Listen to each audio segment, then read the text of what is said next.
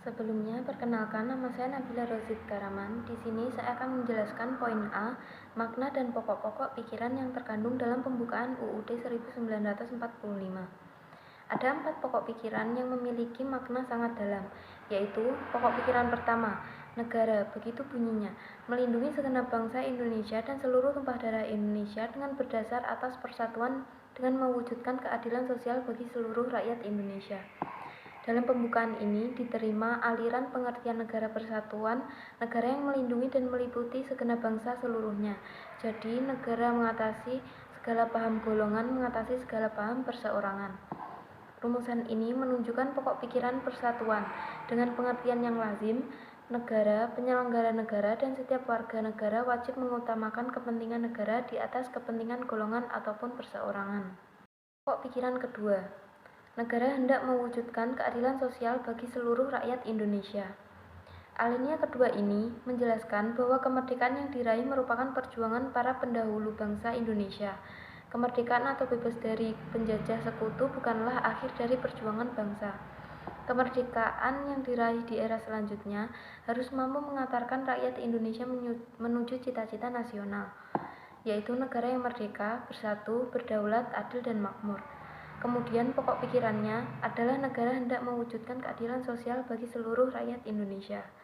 Pokok pikiran kedua ini hendak mewujudkan keadilan sosial yang didasarkan pada kesadaran bahwa manusia mempunyai hak dan kewajiban dalam kehidupan masyarakat. Pokok pikiran ketiga, negara yang berkedaulatan rakyat berdasar atas kerakyatan dan permusyawaratan perwakilan. Ini adalah pokok pikiran kedaulatan rakyat yang menyatakan bahwa kedaulatan adalah di tangan rakyat dan dilakukan sepenuhnya oleh Majelis Permusyawaratan Rakyat, di mana pokok pikiran ini sesuai dengan sifat masyarakat Indonesia yang selalu menjunjung tinggi asas musyawarah dan mufakat. Kemudian pokok pikiran UUD 1945 ini menjadi pondasi politik negara yang tercermin dalam sila keempat Pancasila. Kerakyatan yang dipimpin oleh hikmat kebijaksanaan dalam permusyawaratan perwakilan. Pokok pikiran keempat yang terkandung dalam pembukaan UUD 1945 adalah negara berdasarkan ketuhanan yang Maha Esa menurut dasar kemanusiaan yang adil dan beradab. Oleh karena itu, Undang-Undang Dasar harus mengandung isi yang mewajibkan pemerintah dan lain-lain penyelenggara negara untuk memelihara budi pekerti kemanusiaan yang luhur dan memegang teguh cita-cita moral rakyat yang luhur. Ini menegaskan pokok pikiran ketuhanan yang Maha Esa dan kemanusiaan yang adil dan beradab. Selanjutnya, saya akan menjelaskan poin B, makna alinea dalam pembukaan UUD 1945. Alinea pertama, bahwa sesungguhnya kemerdekaan itu ialah hak segala bangsa, dan oleh sebab itu, maka penjajahan di atas dunia harus dihapuskan karena tidak sesuai dengan peri kemanusiaan dan peri keadilan. Makna yang terkandung dalam alinea pertama ini adalah menunjukkan keteguhan dan kuatnya pendirian bangsa Indonesia menghadapi masalah kemerdekaan melawan penjajah. Alinea ini mengungkapkan bahwa penjajahan tidak sesuai dengan peri kemanusiaan dan peri keadilan, dan oleh karenanya harus ditentang dan dihapuskan agar semua bangsa di dunia ini dapat menjalankan hak kemerdekaannya sebagai hak asasinya. Alasan bangsa Indonesia menentang penjajahan ialah karena penjajahan itu bertentangan dengan peri kemanusiaan dan peri keadilan. Ini berarti setiap hal atau sifat yang bertentangan atau tidak sesuai dengan peri kemanusiaan dan peri keadilan juga harus secara sadar ditentang oleh bangsa Indonesia. Pendirian tersebut itulah yang melandasi dan mengendalikan politik luar negeri kita. Alinea kedua, dan perjuangan pergerakan kemerdekaan Indonesia telah sampailah kepada saat yang berbahagia, dengan selamat sentosa mengantarkan rakyat Indonesia ke depan pintu gerbang kemerdekaan negara Indonesia yang merdeka, bersatu, berdaulat, adil, dan makmur. Dalam alinea ini, jelas apa yang dikehendaki atau diharapkan oleh para pengantar kemerdekaan ialah negara Indonesia yang merdeka, bersatu, berdaulat, adil, dan makmur. Nilai-nilai itulah yang selalu menjiwai segenap bangsa Indonesia dan terus berusaha untuk mewujudkannya.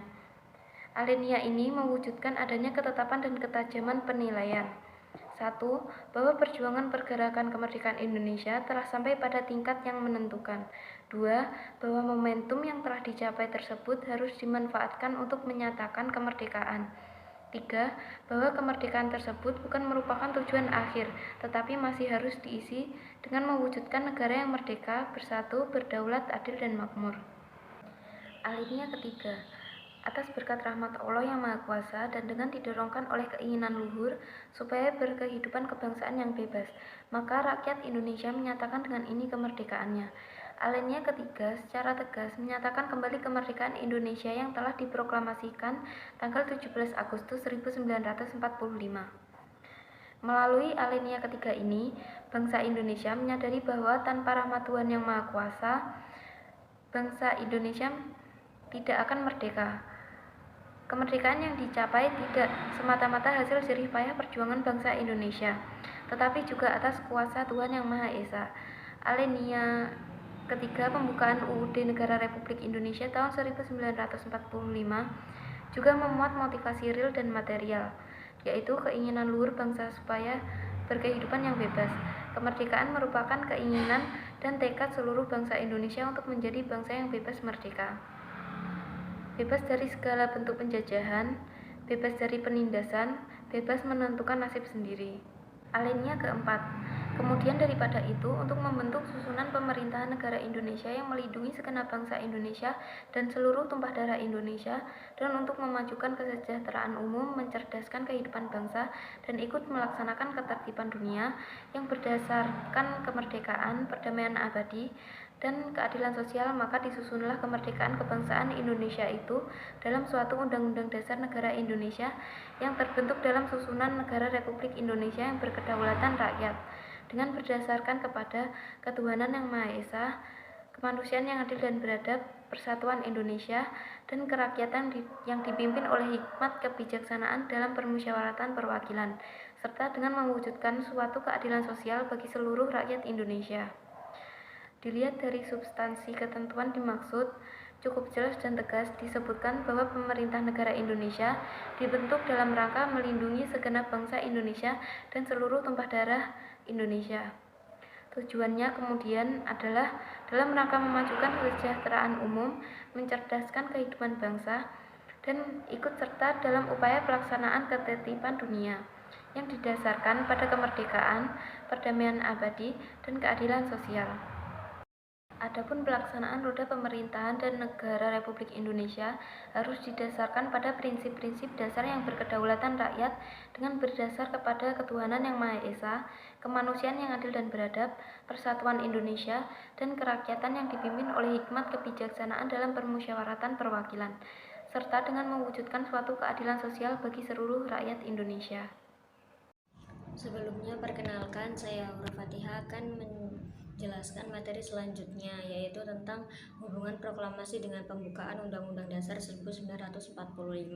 Yang pertama, yaitu memberikan penjelasan terhadap dilaksanakan proklamasi pada tanggal 17 Agustus 1945, yaitu menegakkan hak kodrat dan hak setiap bangsa akan kemerdekaan, dan demi ini pula bangsa Indonesia berjuang terus-menerus sampai pada akhirnya mengantarkan bangsa Indonesia ke depan pintu gerbang kemerdekaannya yang terdapat pada alinea 1 dan alinea 2. Yang kedua, yaitu memberikan penegasan terhadap dilaksanakannya proklamasi 17 Agustus 1945, yaitu bahwa perjuangan gigih menegakkan hak kodrat dan hak moral atas kemerdekaan itu adalah penjajahan atas bangsa Indonesia yang tidak sesuai dengan peri keadilan dan peri kemanusiaan, bahwa perjuangan bangsa Indonesia itu telah diridhoi oleh Tuhan Yang Maha Esa sehingga pada akhirnya berhasil memproklamasikan kemerdekaannya, terdapat pada alinea 1, 2, dan 3. Yang ketiga, yaitu memberikan pertanggungjawaban terhadap dilaksanakannya proklamasi 17 Agustus 1945, yaitu bahwa kemerdekaan bangsa Indonesia yang diperoleh melalui perjuangan luhur disusun dalam suatu Undang-Undang Dasar Negara Indonesia yang berkedaulatan rakyat dengan berdasarkan kepada Pancasila, terdapat pada alinea keempat. Materi selanjutnya yaitu tentang hubungan antar lembaga negara. Yang pertama yaitu hubungan antara DPR dan DPD. Tertera dalam Undang-Undang NRI 1945 Pasal 22D Ayat 1, yaitu dalam rangka otonomi daerah antara pemerintahan pusat dan daerah digabungkan untuk mengelola sumber daya alam serta sumber daya ekonomi serta yang berkaitan dengan keuangan pusat dan daerah. Yang kedua yaitu hubungan antara DPR dengan Presiden. Yang pertama yaitu DPR dapat mengajukan usulan rancangan undang-undang dalam persidangan DPR. Kemudian Presiden mengesahkan atau menyetujui rancangan undang-undang tersebut. Yang kedua yaitu dalam membahas rancangan undang-undang, DPR dan Presiden adalah mitra yang sejajar karena keduanya bersama-sama membahas RUU yang kemudian untuk mendapatkan persetujuan bersama. Yang ketiga yaitu hubungan antara DPR dengan MA. DPR bersama-sama dengan MA dan Presiden mengajukan calon hakim konstitusi masing-masing 3 orang.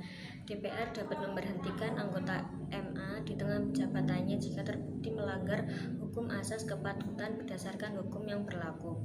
Yang keempat yaitu hubungan antara DPR dengan BPK.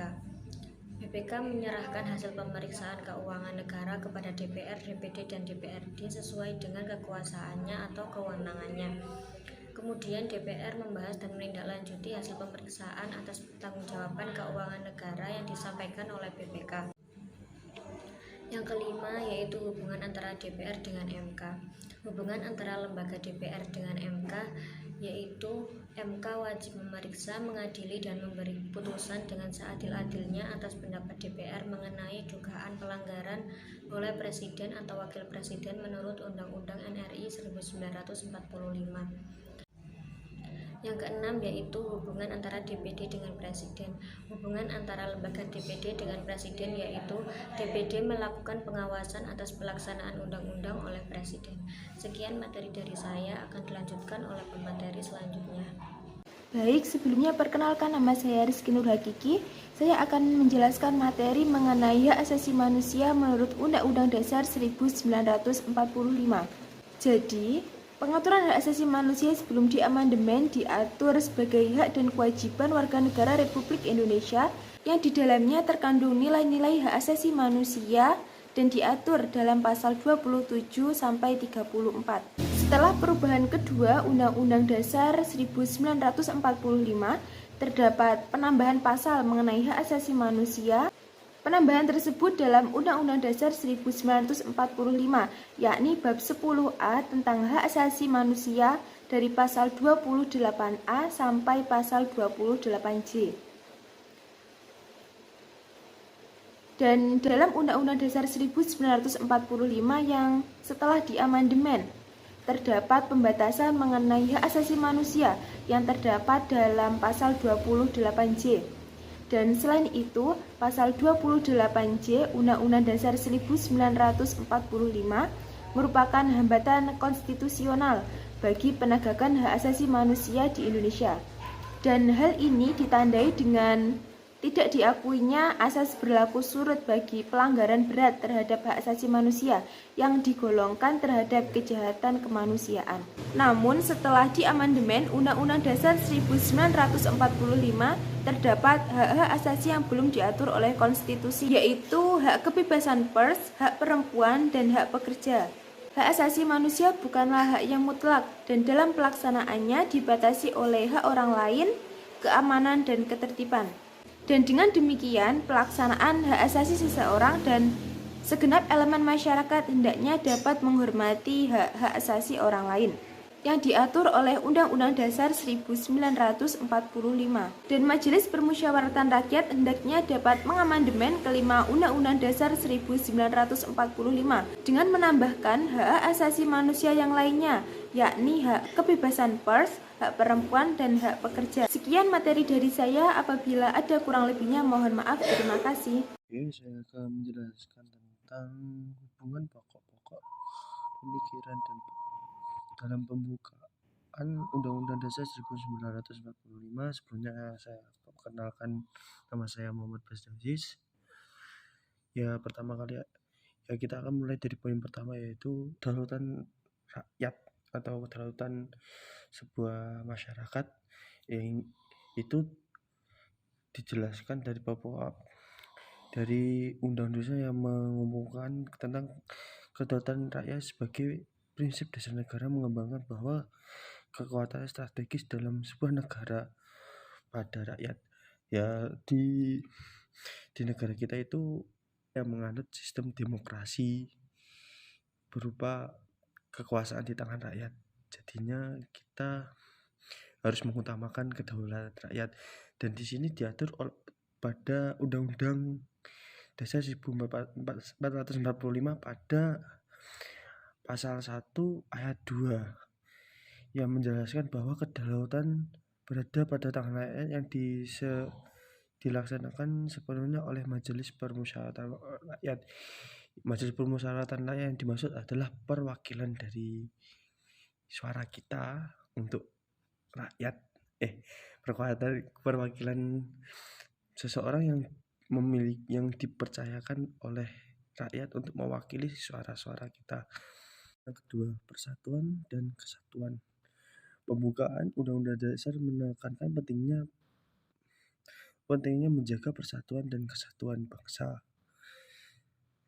Ya, ini terdapat pada Undang-Undang Dasar pasal 2 dan pasal 3. Satu, kesatuan yang tidak dapat dipisahkan, serta bahwa negara menjamin kesatuan seluruh bangsa Indonesia. Nah, kita mengambil dari beberapa permasalahan. Contohnya adalah pada pemilihan presiden tahun kemarin 2019 itu terjadi perpecahan karena perbedaan pendapat antara golongan dari pihak pemenang dan pihak yang kalah. Apabila itu tidak ada penengahnya, mungkin negara kita akan pecah menjadi dua, yaitu ada kubu yang mengikuti presiden yang sudah ditetapkan dan ada kubu kubu yang lainnya yang tidak setuju pada presiden yang telah dipilih oleh masyarakatnya. Negara hukum. Negara hukum, pembukaan Undang-Undang Dasar 1945 yang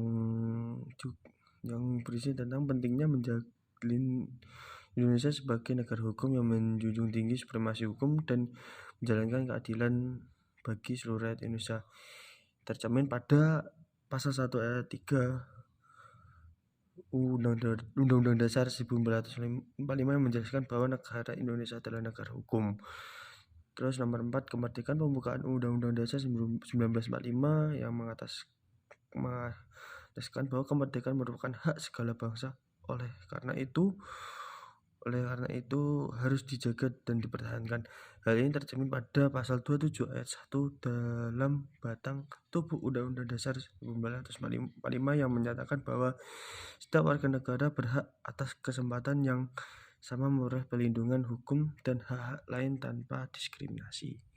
Sekian dari saya. Wassalamualaikum warahmatullahi wabarakatuh.